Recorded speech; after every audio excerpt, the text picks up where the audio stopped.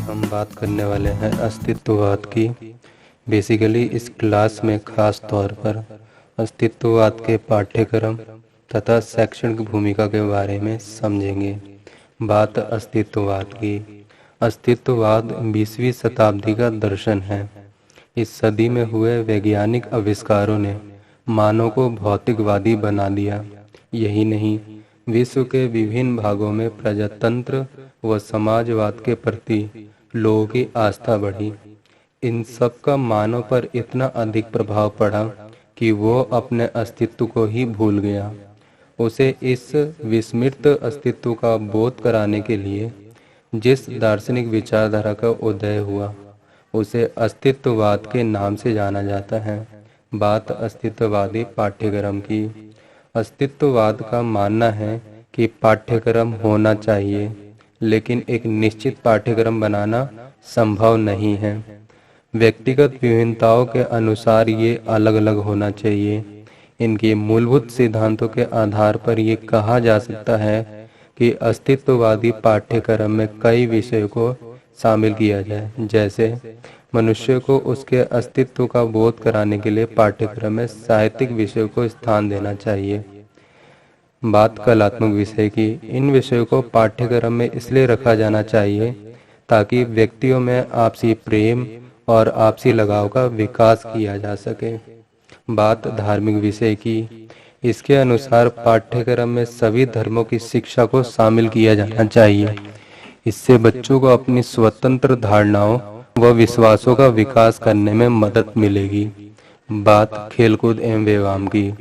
व्यक्तित्व का विकास की दृष्टि से ये इन विषयों को भी पाठ्यक्रम में रखे जाने का समर्थन करते हैं। बात अस्तित्ववाद के शैक्षणिक भूमिका की। अस्तित्ववाद बाल केंद्रित शिक्षा का समर्थन करता है, अर्थात यह व्यक्तिवादी के प्रबल समर्थक कहे जाते हैं। इस दर्शन के अनुसार शिक्षा का मुख्य उद्देश्य व्यक्ति को इस योग्य बनाने का होना चाहिए कि वह अपने आप को जान सके। ये दर्शन ऐसी शिक्षा व्यवस्था का पक्षधर है जो छात्रों को इतनी पर्याप्त स्वतंत्रता प्रदान करे कि वो अपने जीवन के प्रमुख लक्ष्य को प्राप्त करने, अपनी रुचियों का विकास करने तथा अपने जीवन को सक्षम बनाने में सफल हो सके। अस्तित्ववाद वैज्ञानिक तथा तर्कपूर्ण शिक्षण विधियों का विरोध करता है, क्योंकि अस्तित्ववादियों का मानना है कि तर्कपूर्ण विधियां मानव के स्वतंत्र चिंतन में बाधा या रुकावट उत्पन्न करती है।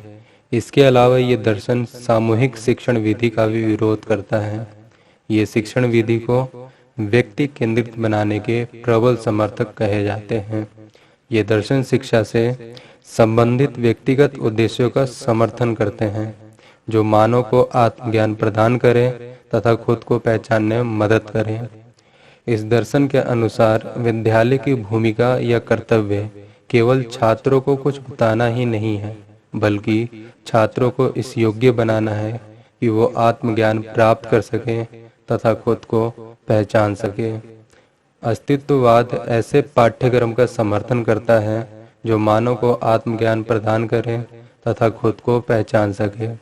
ये दर्शन सामूहिक शिक्षा का विरोधी है तथा व्यक्तिगत निष्ठ शिक्षा का पक्षधर है।